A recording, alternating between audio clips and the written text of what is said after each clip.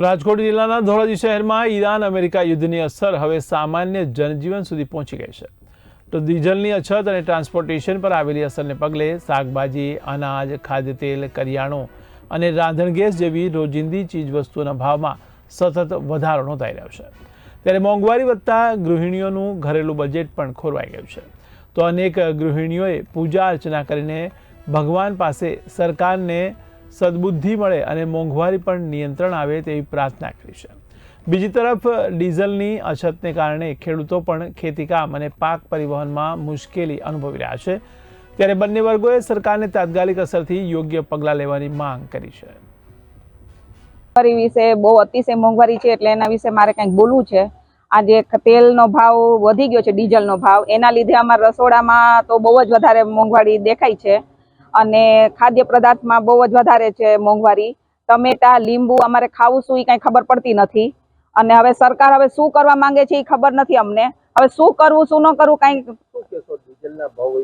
ડીઝલના ભાવ વધ્યા છે એટલે અમારે રસોડામાં બહુ વધારે અમારે મુશ્કેલી આવી ગઈ છે।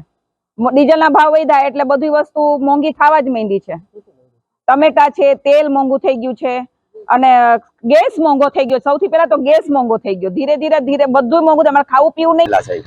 ડીઝલ મળતું નથી। રોજની 40 થી 50 લીટરની જરૂરિયાત છે ખેડૂતને। તો ખેતીની અંદર અટાણે તલ પાકી ગયા છે, ધૂળ કાઢી રહ્યા છે, અટાણે એને યાર્ડમાં પચારવા કઈ રીતે ખેતી કરવી છે। ટ્રેક્ટરમાં ડીઝલ મળતું નથી, ખેતીની તકલીફ બહુ થાય છે।